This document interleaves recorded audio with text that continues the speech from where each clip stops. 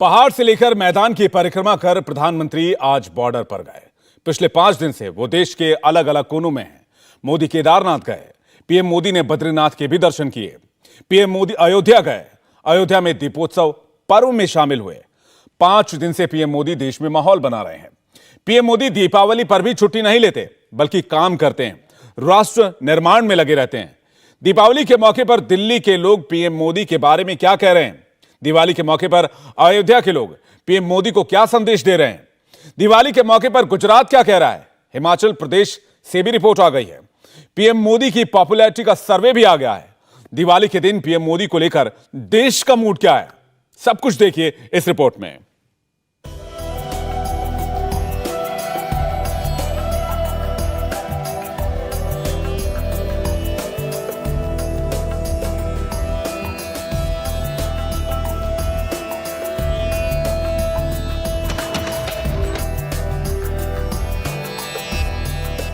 ये नरेंद्र मोदी की आस्था है भगवान राम में। नरेंद्र मोदी के लिए भगवान राम आज भी आदर्श हैं, जब वो देश के प्रधानमंत्री हैं। नरेंद्र मोदी के लिए भगवान राम तब भी आदर्श थे, जब वो प्रधानमंत्री और मुख्यमंत्री नहीं थे।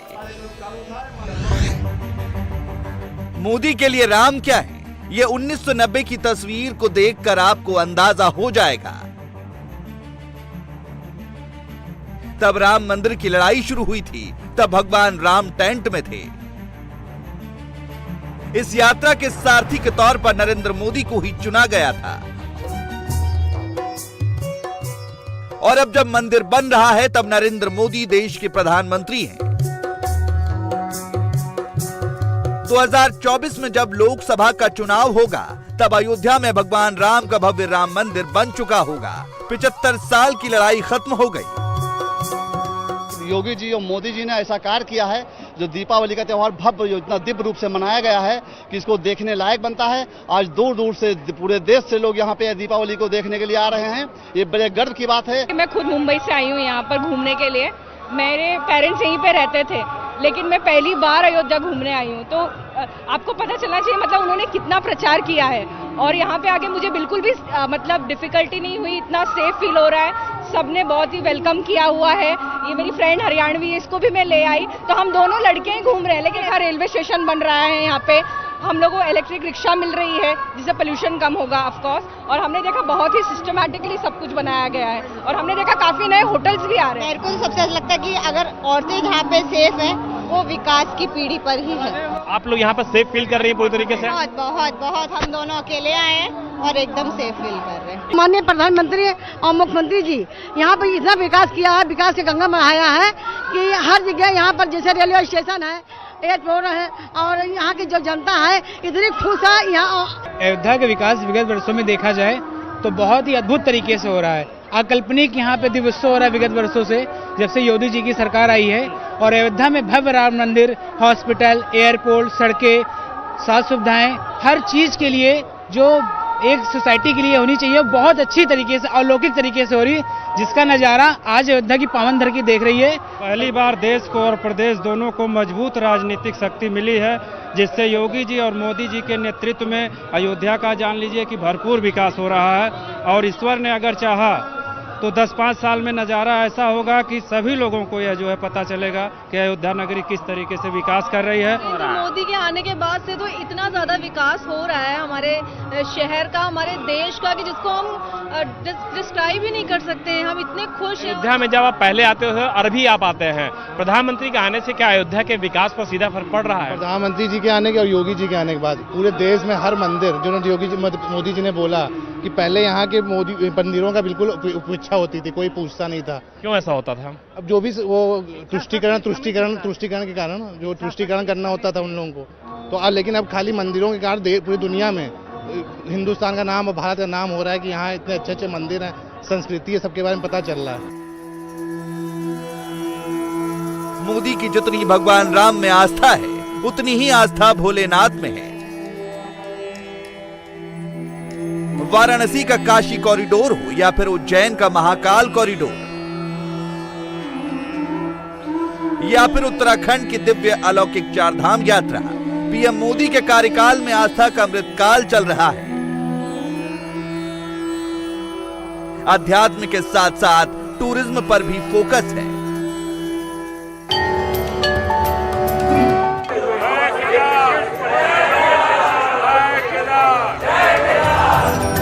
आज साल में पीएम मोदी बाबा केदारनाथ के दिव्य धाम में 6 बार हाजिरी लगा चुके हैं। बाबा केदारनाथ में पीएम मोदी की गहरी आस्था है। पीएम मोदी जब भी केदारनाथ पहुंचे हैं, उनकी साधना सफल हुई है।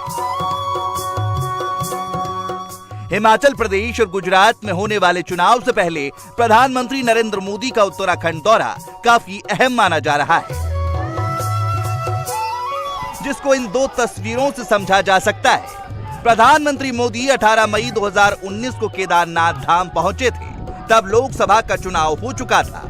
हालांकि तब चुनाव का रिजल्ट नहीं आया था। इसके बाद 19 मई 2019 को पीएम मोदी बद्रीनाथ गए।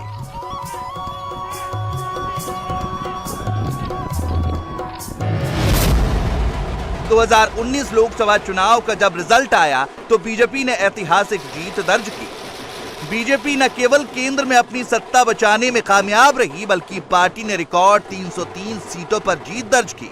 मैं नरेंद्र दामोदर दास मोदी पीएम मोदी दूसरी बार देश के प्रधानमंत्री बने। ईश्वर की शपथ लेता हूं कि मैं विधि द्वारा स्थापित 2019 के बाद पीएम मोदी का केदारनाथ धाम में करीब 2 साल बाद जाना हुआ, जब कोरोना का कहर कम हुआ।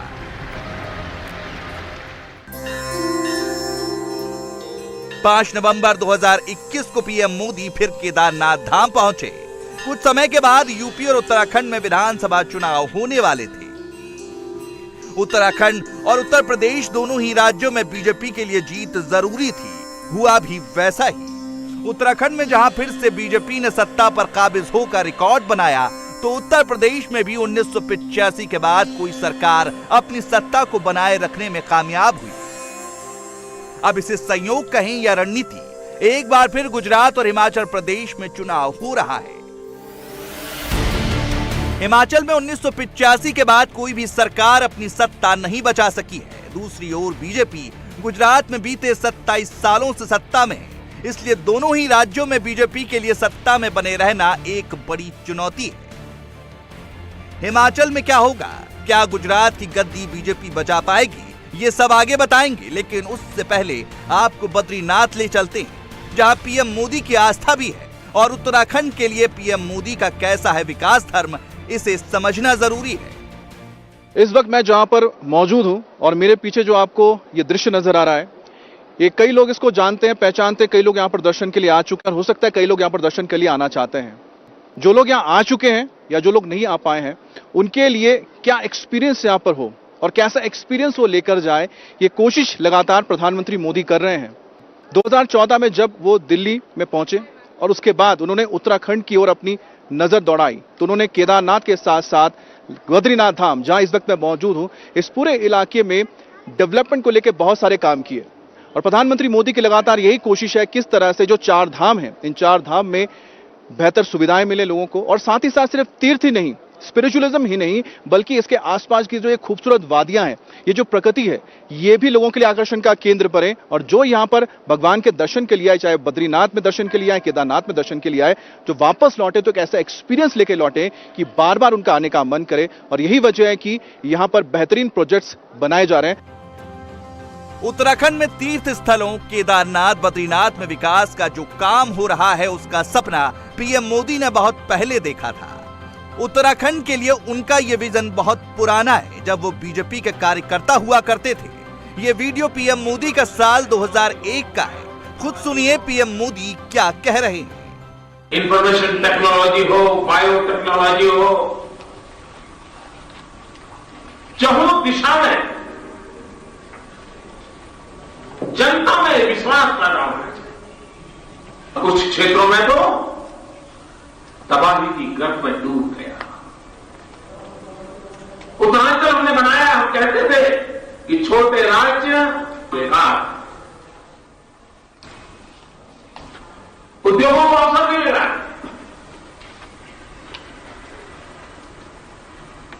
हमने इस परिस्थिति को पलटना है। हमें उत्तरांचली का जो में उसको बनाए रखना है, बचाए रखना है।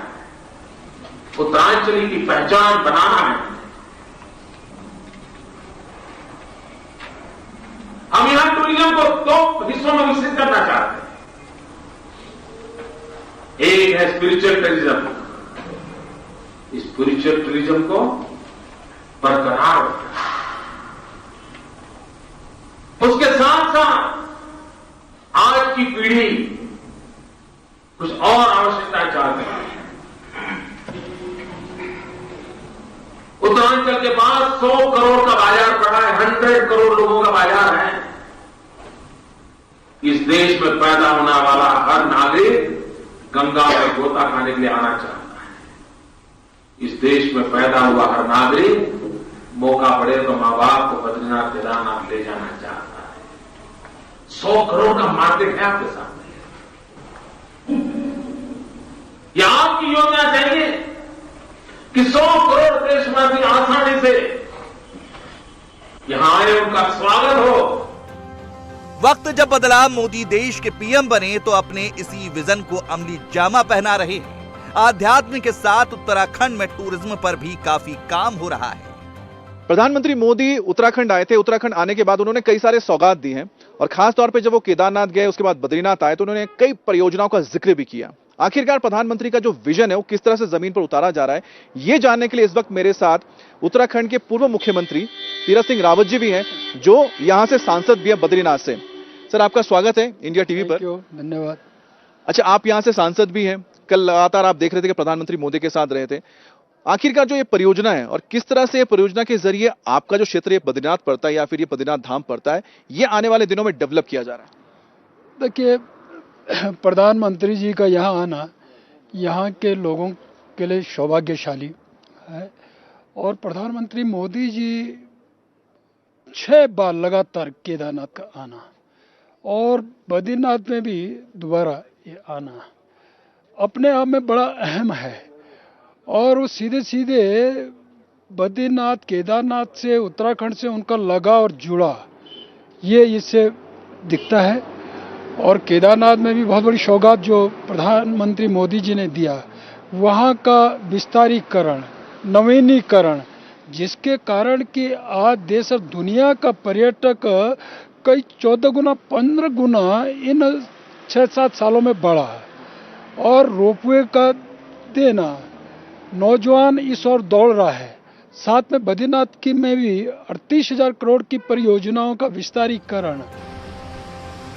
उत्तराखंड के 4 धाम आने वाले श्रद्धालुओं की सुविधाओं पर काम हो रहा है। 4 धाम वाले रूट पर ऐसी सड़कों को बनाया जा रहा है जो हर मौसम में कारगर हो। तो बद्रीनाथ में जाए, केदारनाथ में जाए, तो लोगों से आप बात करते हैं तो पता लगता है कि यहाँ का एक्सपीरियंस वो क्या महसूस कर रहे हैं।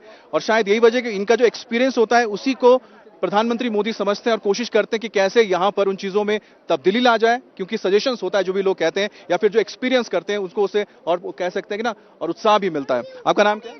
शीतल। कहाँ से आए आप? गुजरात, सूरत से। अच्छा, पहली बार आए? यस। तो यहाँ पर जो आपको डेवलपमेंट दिख रहा है या फिर आते हो आपने जो देखा है वो आपको कैसा लगता है? अच्छा है और बहुत हार्ड है यह यात्रा, लेकिन फिर भी हो गई। अच्छा लगता है, उनका काम बहुत अच्छा है। सूरत का भी उन्होंने नक्शा एकदम से बदल दिया है और यहाँ भी उसने किया है सब। आपका नाम? मयूर। आप कहाँ से? सूरत से आप आ रहे हैं? अच्छा, आप तो गुजरात में उनका काम देखा होगा, यहाँ पर भी लगातार काम करने, केदारनाथ, बद्रीनाथ में भी काफी कुछ किया जाने वाला है। क्या लग रहा है आपको, प्रधानमंत्री मोदी के बारे में क्या सोचते? जो वो उसके जैसा नेता कोई आया ही नहीं है अब तक और आएगा भी नहीं। वो उसका जो काम है ना वो बहुत बढ़िया है। जो 20 साल में, वो 25 साल से गुजरात में है मोदी, तो आज तक जो काम हुआ है गुजरात में वो किसी भी राज्य में नहीं हुआ है अभी तक। केदारनाथ धाम का प्रोजेक्ट 2 फेज में चल रहा है। पहले चरण में जो काम पूरे हुए हैं उसकी एक झलक देख लीजिए। आस्था पथ का निर्माण हो गया है। केदारपुरी के चारों तरफ सिक्योरिटी वॉल बनाई गई है। केदारनाथ मंदिर का परिसर चौड़ा हो चुका है। चबूतरे पर पत्थर लगाने का काम पूरा है। सरस्वती नदी पर पुल बनकर तैयार है।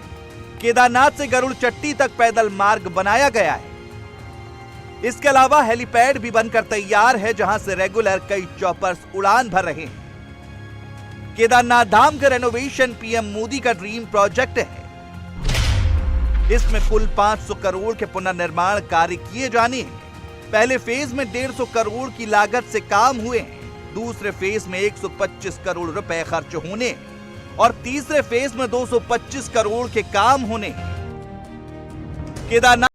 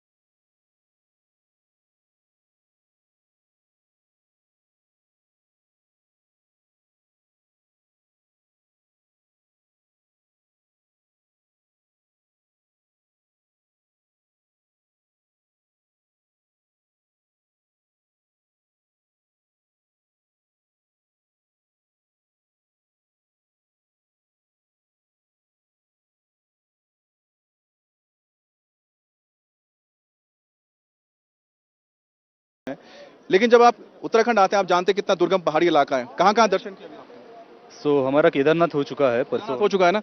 तो केदारनाथ तक पहुंचने में और बद्रीनाथ आने में आपने जो ऑल वेदर रोड देखा होगा, जो जोशीमठ रुद्रप्रयाग तक पूरा आता है, मिलता है, कैसा रहा? बहुत ही बढ़िया, विजुअल्स काफी अच्छे थे, रोड के कंडीशंस काफी अच्छे हैं। अच्छा, अब प्रधानमंत्री मोदी जो एक विजन लेकर चल रहे हैं कि जो हमारे तीर्थ हैं, वो तो पहले होता है ना कि जो बुजुर्ग आते थे, पहले बड़े बूढ़े आते थे, लेकिन अब यूथ को भी अट्रैक्ट करना चाहते हो। कहते हैं कि ये स्पिरिचुअल के साथ साथ एक टूरिस्ट अट्रैक्शन होना चाहिए। तो आपको लग रहा है उनका विजन के बारे में क्या लगता है? काफी बढ़िया विजन है, जिस तरीके से डेवलपमेंट हम देख रहे हैं, यूथ का क्रेज जो बढ़ रहा है यहाँ पे, अच्छी बात है। हमने जैसे देखा अभी जो केदारनाथ का एक्सपीरियंस था, हम यूथ है तो ट्रैक करके जा सकते, बट ऐसे बहुत सारे युवा हैं और फिर एजेड लोग हैं जो नहीं जा पाते। तो अभी हमने देखा रोपवे का भी उनका प्रोजेक्ट है। जैसे हमने केदारनाथ की यात्रा की है, पूरे ट्रैक के दौरान टॉयलेटरीज की एसेंशियल्स जो सर्विसेज है वो काफ़ी अच्छी तरीके से की गई है। या बीच बीच में कैंप्स भी लगाए हैं, मेडिकल कैंप्स जो होते हैं फ्री ऑफ कॉस्ट। तो जैसे मैं पहली बार केदारनाथ चढ़ी तो मुझे ऑक्सीजन का इशू हुआ था, तो मैंने वो यूज़ की है। मुझे पता है कि वो काफ़ी अच्छी सर्विसेज अवेलेबल है। बद्रीनाथ के लिए जैसे हम आ रहे हैं, अभी मैं ये रोड भी देख रही हूँ, काफ़ी क्लीनलीनेस है, हर जगह पे डस्टबिन्स रखा हुआ है सो दैट कचरा ना हो। तो ये काफ़ी अच्छी चीज़ें करी जा रही है। प्रधानमंत्री नरेंद्र मोदी को उनकी उत्तराखंड यात्रा के दौरान जोशीमठ के सीमावर्ती क्षेत्रों के जनजातीय समुदायों ने शुक्रवार को एक अनोखा भोजपत्र भेंट किया। ऐसी मान्यता है कि भोजपत्र के पेड़ की छाल पर महाभारत और अन्य प्राचीन ग्रंथ लिखे गए थे। इस वक्त मैं समुद्र तल से करीब 12,000 फीट की ऊंचाई पर हूं और मेरे पीछे जो आप विशालकाय पर्वत देख रहे हैं, ये हिमालय की ऊंची ऊंची चोटियां हैं और ठीक इनके बीच एक गांव बसा हुआ है जिसका नाम है माणा। माणा के बारे में आप ये कह सकते हैं कि भारत से अगर देखा जाए तो आप माणा आएंगे तो कहेंगे कि ये भारत का आखिरी गांव है, क्योंकि ठीक इसके बाद तिब्बत की सीमा है। लेकिन अब तिब्बत से अगर भारत आते हैं तो प्रधानमंत्री के शब्दों में जो उन्होंने कहा था, माणा देश का आखिरी नहीं पहला गांव है। जी हां, इस वक्त मैं माणा में पहुंचा हूं और मैं आपको वो जगह दिखा दूं जहां पर प्रधानमंत्री कल मौजूद थे। ये आप देखिए माणा गांव है। माणा गांव के ठीक सामने जो कैंप नजर आ रहा है, इसी कैंप पर प्रधानमंत्री मोदी पहुंचे थे, जहां पर उन्होंने यहां पर स्थानीय लोगों से बातचीत की थी, उनसे बातचीत की, उनके बारे में जाना, उनके कामकाज के बारे में जाना और साथ ही प्रधानमंत्री मोदी ने यहां पर कई डेवलपमेंट प्रोजेक्ट्स का जिक्र भी किया। और उसी दौरान प्रधानमंत्री मोदी को एक खास तोहफा दिया गया था और वो खास तोहफा क्या था? भोजपत्र। जी हां, भोजपत्र, जिसका भारत की संस्कृतियों से बहुत पुराना रिश्ता है, क्योंकि हमारे कई सारे जो ग्रंथ हैं भोजपत्र में लिखे गए हैं। लेकिन आखिरकार ये भोजपत्र होता क्या है? क्योंकि प्रधानमंत्री मोदी को जो भोजपत्र लिखा गया था उसमें उन्हें धन्यवाद दिया गया, उनके कामों के लिए सराहा गया जो उन्होंने यहां पर 30 स्थानों के लिए किया है। तो उसी भोजपत्र की तलाश करते करते मैं भी माणा गांव पहुंचा और मुझे आखिरकार ये भोजपत्र मिल गया। देखिए, ये भोजपत्र है। और लेकिन भोजपत्र होता क्या है, ये जानने के लिए हमें यहाँ पर स्थानीय यहाँ के निवासी मिले। आपका नाम? जी, मेरा नाम नरेंद्र सिंह बड़वाल। मैं भूतपूर्व अर्धसैनिक बल सदस्य हूँ और वर्तमान में योग गुरु हूँ, इस गांव का रहने वाला। लेकिन अच्छी बात है, आपका नाम भी नरेंद्र है और कल यहाँ पर प्रधानमंत्री नरेंद्र मोदी जी मौजूद थे, जिनको भोजपत्र से एक कह सकते हैं सम्मानित भी किया गया, भेंट दिया गया। अच्छा, ये भोजपत्र तो हम सबसे पहले जानना चाहते हैं, क्योंकि मैं तो काफी हद तक जानता ही हूँ, क्योंकि ये कौन सा पेड़ होता है? ये भोजपत्र का पेड़ होता है और ये हमारे माणा गांव से बसुधारा के ठीक अपोजिट 4-5 किलोमीटर अपोजिट में लक्ष्मी वन के नाम से वहाँ पर भोजपत्र के पेड़ बहुत सारे मिलते हैं, होते हैं वहाँ पे। और इस माणा गांव में आप देखना चाहो तो जिंदा पेड़ देखना चाहे तो गणेश गुफा के बगीचे में एक पौराणिक पेड़ जिसको बोलते हैं कि ये हजारों साल पुराना पेड़ है, वो वहाँ पर अभी वो जीवित पेड़ है। अच्छा, और इस भोजपत्र पौराणिक जमाने में तो जो है कागज थे नहीं, तो उस समय वेद व्यास जी और गणेश जी ने इसी भोजपत्र के ऊपर कई सारे जो पुराण जो लिखे थे इन्हीं भोजपत्रों के ऊपर लिखा था। भोजपत्र पश्चिमी हिमालय में उच्च ऊंचाई वाले क्षेत्रों में उगने वाला एक पेड़ है। ये करीब 2500 से 3500 मीटर की ऊंचाई पर ही उगता है। भोजपत्र के पेड़ तेजी से विलुप्त हो रहे हैं। इंडिया टीवी की टीम उस जगह भी पहुंची जहां भोजपत्र का पेड़ है। ये भोजपत्र जिसकी खोज में हम माणा गांव तक आए थे, और उसका पुरानिक नाम क्या था? मणिभद्रपुरी। इस गांव का नाम मणिभद्रपुरी। मणिभद्रपुरी। और जिस जगह पे मैं मौजूद हूं अभी, ये गणेश गुफा है जहां पर महाभारत और पुराण को लिखा गया था इन भोजपत्रों में। उसी जगह पर हमें ये भोजपत्र का वृक्ष मिल गया है। और देखिए, मैं आपको अब लाइव दिखाता हूं कैसे भोजपत्र तैयार होता है। हाँ, ऊपर एक सेकंड, ये देखिए, ये आप देख पा रहे हैं, ये भोजपत्र। मेरे हाथ में जो भोजपत्र है बिल्कुल वही भोजपत्र देख रहे हैं। ये अपने आप नेचुरली निकल रहा। हाँ, देखिए इधर देखिए, एक मिनट दिखाते हैं। देखिए, नरेंद्र जी भी दिखा रहे हैं किस तरह से नेचुरली अपने आप निकल के लटक रहा है। हाँ, ये भोजपत्र देखिए। उत्तराखंड के पहाड़ी इलाकों से निकलकर चलते हैं गुजरात की ओर, जहां इस वक्त चुनावी मौसम है। विधानसभा चुनाव की तैयारियां जोरों पर हैं। पिछले 27 साल से गुजरात में कमल ही खिल रहा है, लेकिन इस बार केजरीवाल भी गुजरात के चुनाव को दिलचस्प बना रहे हैं। इंडिया टीवी की टीम गुजरात के राजकोट पहुंची, जहां लोगों से इलेक्शन के बारे में बातचीत की। दोनों सेम ही लगता है, भाजपा और आपका तो। अच्छा, भाजपा और आप, कांग्रेस गायब? अभी तो ऐसा लिखता है। क्यों? कांग्रेस का तो नाम ही नहीं है। कांग्रेस का नाम नहीं है? नाम ही नहीं। चुनाव में BJP only for. BJP only for. क्यों? नहीं, यहाँ कोई आम आदमी पार्टी का कोई नहीं है, सिर्फ सफाई है। कुछ सफाई है, कुछ नहीं है। एक सवाल ये कि अरविंद केजरीवाल कहते हैं फ्री बिजली देंगे, फ्री पानी देंगे, शिक्षा बदल देंगे, सबको फ्री देंगे तो भूखमरा आ जाएगा। सबको फ्री देंगे तो कोई काम ही नहीं करेगा। फ्री में मजा आएगा। हमारे केशु भाई की सरकार भी फ्री देती थी 25% बिजली। अभी क्या है कि राजकोट में 50% इंडस्ट्री इलेक्ट्रिक से चलती है, तो इलेक्ट्रिक फ्री देगी तो बिजनेस इलेक्ट्रिक में फ्री चला जाएगा। अच्छा, फ्री कुछ पब्लिक गुजरात को चाहिए ही नहीं, ओनली फॉर बीजेपी। ये चुनाव का तो सिस्टम ही ऐसा होता है ना। हाँ। तो चुनाव का तो पता नहीं पड़ता। तो अब की बार कुछ तस्वीर बदली हुई नजर आ रही है। हाँ। तो मुकाबले में कौन है? मुकाबले में है तो मोदी। चुनाव में अब की बार किसका पलड़ा भारी? बीजेपी आएगा। गुजरात में तो बीजेपी कोई किसी का चांस नहीं है। किसी का चांस नहीं है। लोग आंख बंद कर बीजेपी का नाम क्यों लेते हैं? हम गुजरात की प्रजा आत्मनिर्भर है। बीजेपी ने जो किया है वो सब सबके सामने है। मोदी का काम ही ऐसा है कि पिछले 10 साल में उसने ऐसी हाईलाइट की है कि पूरे वर्ल्ड पे छा गया है मोदी। अच्छा, तो केजरीवाल गारंटी कार्ड छाप के दे रहे हैं आजकल? वो एक नंबर का पप्पू है, वो पप्पू का बड़ा भाई है। अच्छा, केजरीवाल पप्पू का बड़ा भाई है। मोदी बीजेपी से ही तो आए हैं ना। हाँ, तो बीजेपी आना चाहिए। तो केजरीवाल अब की बार कोई नए गारंटी कार्ड लेके आए हैं, फ्री बिजली और बहुत कुछ वादे कर रहे हैं। बातें तो बहुत कर रहे हैं, लेकिन लाएंगे कहाँ से पैसा? फ्री में देने के लिए पैसा कहाँ से लाएगा? वो तो सही है ना।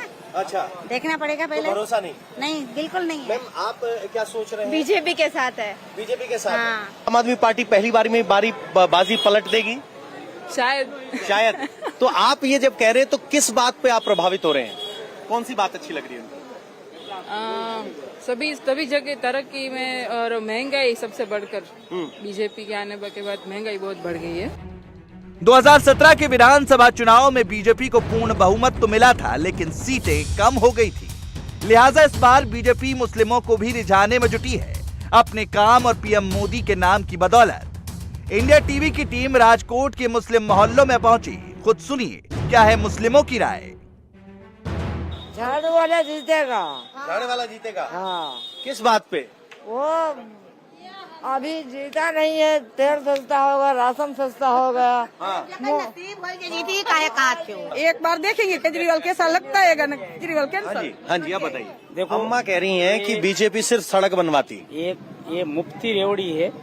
ये हकीकत के अंदर ये दिल्ली उधर चल सकती है, पंजाब में चल सकती है, गुजरात में नहीं। क्योंकि गुजरात में है न बीजेपी का गढ़ है और गुजराती सब समझदार है। गुजराती सब समझदार है। जो कांग्रेस ने 70 साल तक मुस्लिम का शोषण किया है, मुस्लिम कभी है न, अभी 2002 के बाद सब लोग अभी है न इतनी अच्छी तरह से जी रहे हैं, सब अच्छी कंडीशन में है, कोई दुखी नहीं। पहले बहुत दुखी थे, पढ़ते भी नहीं थे, एजुकेशन भी अभी इतने पावरफुल एजुकेशन भी हो गए मोदी के राज के अंदर, बहुत फर्क है। जो आदमी को ठोकर लग युवा है, इससे पूछते हैं क्या नाम है आपका? रहमान। वो कह रहे हैं एजुकेशन सुधरी है। हाँ। अच्छा, केजरीवाल का काम अच्छा है ना, सब्सिडी अच्छा देता है पब्लिक को, कॉलेज का और लाइट बिल वगैरह और पानी वगैरह का अच्छा देता है। तो जो मुफ्त का वादा किया है गरीबों के लिए, आपको लग रहा है उस पर भरोसा हो? भरोसा है, देगा, दिल्ली में दे रहा है ना। अहमद भाई साहब, क्या तस्वीर है, किसका पलड़ा भारी है? मोदी का पलड़ा भारी है। मोदी आएगा। जो ये बहुत से लोग आम आदमी पार्टी कह रहे हैं, उनकी ऐसे ही बोल रहे हैं आएगा। चुनाव में किसका पलड़ा भारी है? चुनाव में पड़ रहा है तो केजरीवाल का दिखता है, लेकिन वो आएगा तब पता चलेगा वो काम करता है कि नहीं करता। अब की बार बीजेपी है, बीजेपी तो कुछ नहीं करती, हमारे वास्ते तो कभी कुछ नहीं किया, इसलिए हम बोलते हैं अगर केजरीवाल आएंगे तो सबका फायदा है। कौन सी बात सुन के केजरीवाल को आपको लग रहा है कि केजरीवाल को एक मौका देना चाहिए? एक मौका देना चाहिए। दिल्ली में जो उसने कहा वो करके दिखाया, अगर एक बार यहाँ मौका देखे तो उसका भी पलड़ा भारी हो सकता है। अरे अभी तो मिला जुला प्रक्रिया है, इसमें कुछ कहा नहीं जा सकता। तो अगर आप कह रहे हो कुछ कहा नहीं जा सकता, लेकिन मुकाबला किसके बीच नजर आ रहा है? मुकाबला तो मैन वही है, समझ लो। कौन? अरविंद केजरीवाल के बीच में और भाजपा के बीच में। हवाई चप्पल पहनने वाले को हवाई जहाज में उड़ा रहे थे, आज खाने का रोटी नहीं है, मजदूर के लिए नौकरी नहीं है। गुजरात में करीब 9.6% मुस्लिम आबादी है। राज्य की 182 सीटों में से 25 सीटें मुस्लिम बहुल हैं, यानी इन सीटों पर मुस्लिम मतदाता हार जीत में अहम किरदार निभाते हैं। अब तक के चुनाव में ज्यादातर मुस्लिम कांग्रेस को वोट देते आए हैं, लेकिन इस बार मुस्लिम वोटों में केजरीवाल की भी सेंधमारी हो रही है। तो क्या केजरीवाल गुजरात में अहम फैक्टर होंगे? इंडिया टीवी मैटराइज के ओपिनियन पोल में भी यही बातें सामने आई हैं। गुजरात में अगर वोट पड़ गए तो 182 सीटों वाली गुजरात विधानसभा में बीजेपी को 108 सीटें, कांग्रेस को 55 सीटें, आम आदमी पार्टी को 8 सीटें और अन्य को 11 सीटें मिल सकती हैं। गुजरात में बीजेपी 99 से बढ़कर 108 विधायकों तक पहुंचेगी, कांग्रेस 77 से घटकर 55 तक आएगी और आम आदमी पार्टी 0 से बढ़कर 8 सीटों वाली पार्टी हो जाएगी। मतलब आम आदमी पार्टी गुजरात में अपनी दस्तक तो दे रही है, लेकिन बीजेपी को नुकसान नहीं हो रहा है, बल्कि कांग्रेस को हो रहा है। राजकोट के अलावा अहमदाबाद में भी इंडिया टीवी की टीम मुस्लिम इलाकों में गई और उनकी राय जाननी चाहिए। मुसलमानों के लिए उन्होंने वो काम किया है नरेंद्र भाई ने कि जहां आप खड़े हो वो भद्र प्लाजा प्रोजेक्ट वो नरेंद्र भाई ने जो विकसित किया है वो देन है उनकी मुसलमान समाज के लिए। पहले क्या प्रॉब्लम थी? पहले यहाँ कुछ भी नहीं था, जो विकास किया है इन्होंने तुम्हारे सामने दिख रहा है अभी प्रजा को। दंगा होता था, जो मुसलमानों बहुत लोग बिगड़ गए थे, उसके लिए बहुत अच्छा काम हुआ। यानी हर घर में एक गुंडा तत्व होना वो सब खत्म हो गया। अब हम रात को 3 बजे भी कहीं भी जा सकते हैं, 4 बजे भी कहीं भी जा सकते हैं, हम लोग की बहनें माँ सब सेफ है। नहीं तो ये बताइए क्या वोट देंगे मुसलमानों को? तो जो देने वाला तो देगा, जो अभी जो नहीं देने वाला वो नहीं देगा। कितने नहीं देने वाले? नहीं देने वाला युवा जो यंग है वो तो सब चाहते हैं। अब जो पुरानी जनरेशन है वो जो कांग्रेस को लेके बैठी हो तो लेके बैठे। पहले तो उसने करा है, करा सब कैसे सरखा करा है, कोई गुजरात के लिए करा, जो करा सब सरखा करा है। हिंदू मुसलमान का अलग अलग काम थोड़ी करा है। सब मजदूरी है, सब पूरा मुस्लिम वो कौम मजदूरी कौम है पूरी, वही हाल है जो पहला था। कुछ डेवलपमेंट कुछ नहीं है, बस वो मेहनत करता खाता इतना ही है, बाकी कुछ बड़े बड़े अरमान पूरा नहीं कर सकता वो। तो उसने बहुत बढ़िया किया। कांग्रेस के टाइम पे तो मैंने ये काम नहीं देखा मेरी उम्र में अंदर बराबर। अभी ये मोदी साहब आए तो चलो अपने नहीं है। आम आदमी पार्टी को वोट देवे और कुछ समझदार लोग हो सकता है बीजेपी को भी वोट देवे। अच्छा, बीजेपी ऑप्शन में है? हाँ है ऑप्शन में, क्योंकि कांग्रेस काम नहीं करती है, लोग इससे ही ज्यादा खुश है, दंगा नहीं हो रहा है, कर्फ्यू नहीं लग रहा है, हमारी दुकानें नहीं चल रही है, बाकी महंगाई फूल है, भले महंगाई बढ़ रही है लेकिन चलता है, सबके लिए महंगाई है। इंडिया टीवी हर वक्त हर जगह डाउनलोड करने के लिए सर्च करें India TV news Google play store या ऐप स्टोर पर।